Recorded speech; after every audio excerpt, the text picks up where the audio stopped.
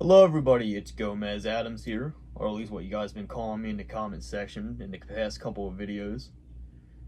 But for those of you wondering about that Bachmann 460, it runs fine still. I have it outside sitting in the rain right now getting washed off, so don't worry about it. Still runs great. But today we're focusing on this Piko Camelback Locomotive. I've had this for quite a few years now. Haven't had any major problems with it. Even with my other Piko locomotives, they've all held up pretty good, considering. It does pull quite a bit of cars. The front two wheels on the bottom on the front here have big traction tires on them, so this will pull a good amount. One thing I found with these is you got to keep the wheels clean on them.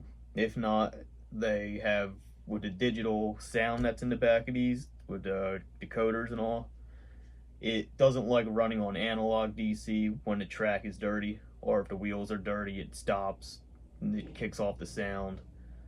And then it just runs rough if that happens. So that's one thing I found with any of my Piko locomotives with their digital sound is you got to keep everything clean on them.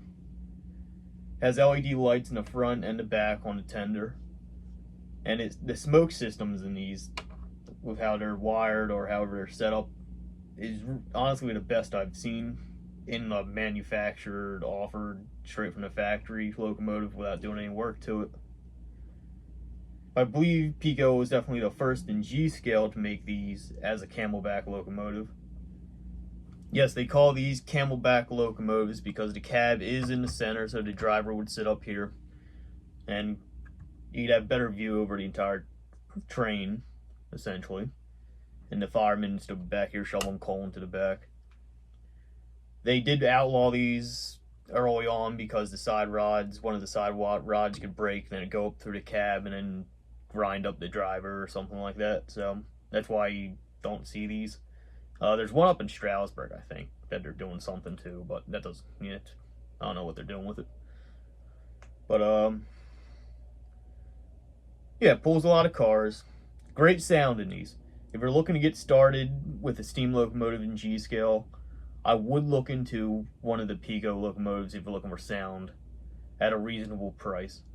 The digital sound that are in these are great, and you can also use them on DCC and all that. I have the DCC system for all this, but I don't ever use it. I'm more of just a regular DC analog type of person. Always have been. I just enjoy putting the trains out there, watching them go around, not have to worry about anything else, batteries or all the other fancy stuff. But yeah, I haven't really had, in I'd say like 5-6 years I've had this, I haven't had any issues with it, major issues. It's always ran pretty good. Always pulled a lot of cars. I've ran out into snow, rain. Along this hatch back here is closed on the tender.